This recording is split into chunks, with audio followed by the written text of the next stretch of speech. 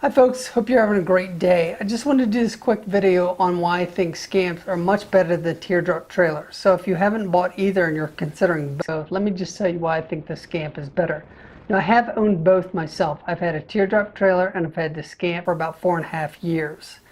Now there are some things the teardrop does better than the Scamp. For one, it has bigger wheels and tires. The tires on our Silver Shadow were 15 inches, or the wheels were 15 inches with the tires that went on them. And because the wheels were 15 inches, that meant that you could get a much wider selection of tires.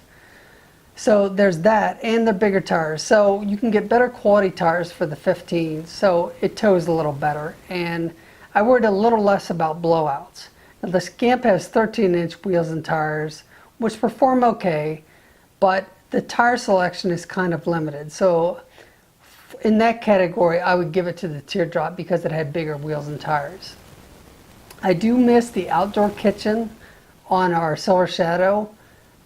We'd like to cook outside. I cook outside now, but I use a Coleman dual fuel stove. It works okay, but I like the outdoor kitchen, the teardrop. Now, those are the two things. Wait, there's one more. The teardrop pulled a little better. It was a little lighter and a little more aerodynamic, and it pulled a little better. The Scamp's a little heavier and it's a little boxier.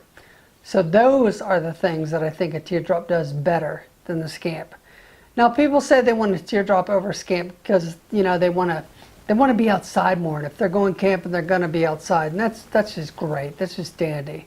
However, if you're in the Scamp or you're camping for 3 weeks and it's raining for 2 or 3 of those days, if you want to be outside, that's great.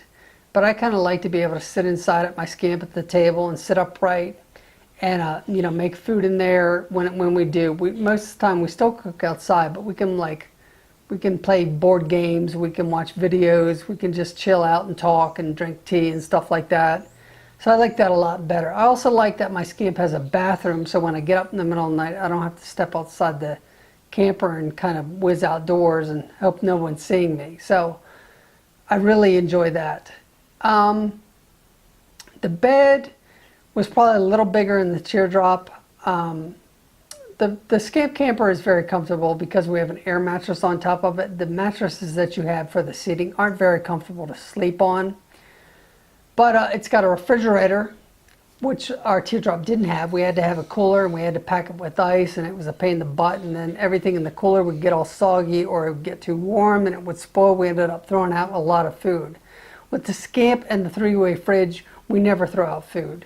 So we can pack the fridge, we can go. If we eat out, it's no problem because the food's going to keep.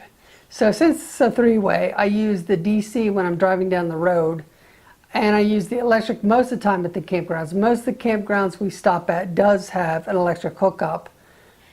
Now in Florida, occasionally when it gets hot and the sun beats on that side, I'll put it on propane, which seems to work a little better at keeping it cold.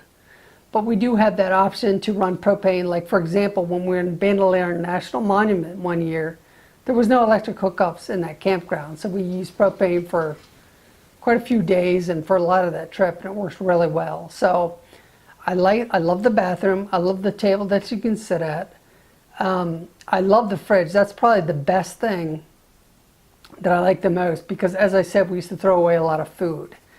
Now the teardrop's a little smaller, but the Scamp's small enough that I've never had a problem pulling it into places. I've never had a problem pulling it in for gas or putting it into any of our spots. Now, as far as backing up, I found the Silver Shadow was a little better because the Scamp, you turn the wheel just a little bit and the trailer hooks around and you can jackknife it. So you have to pull up and back up.